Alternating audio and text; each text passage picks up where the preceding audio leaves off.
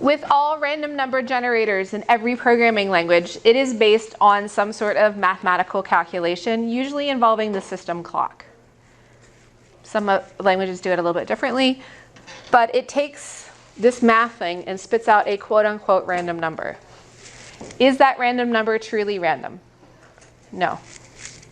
Random numbers are never truly random. The computer generates them.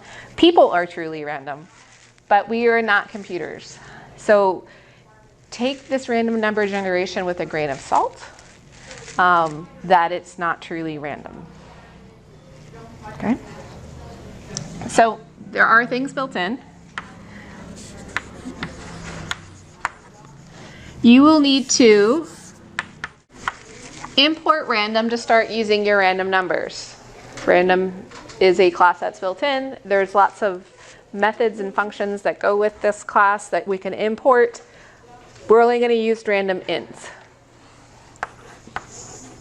So randint is a random integer function that will generate a random number for us. The way that it looks in code is you have our module name with the dot, randint, and then you have two numbers separated by a comma. This is our start value.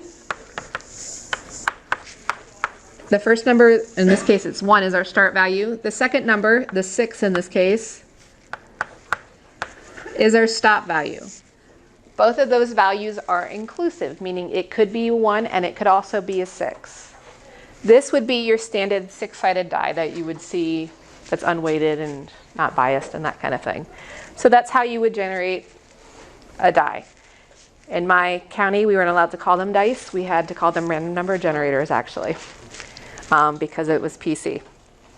So this is the way that you would generate that random number generator that I grew up with. All right. You can take that value and save it into something like x6 equals this random number, or you can use it directly in the math equation, or you could just print it onto the screen if you just wanted to display a random number generator. I did 1,6 because it's the standard dice generator.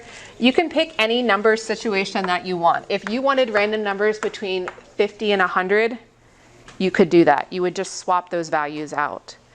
Make sure this value is the small value and the second value is your large value. That's really it.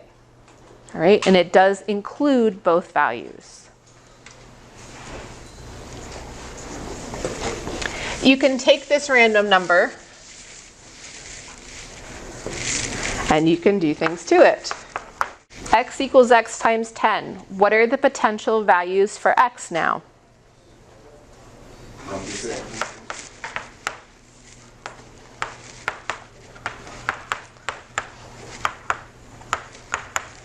So I took my 1 through 6 and I multiplied it by 10 and I saved it back into x. So x can now be 10, 20, 30, 40, 50, 60.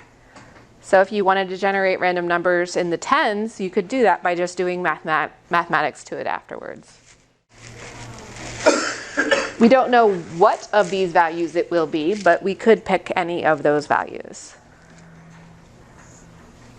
This is really it to random number generation.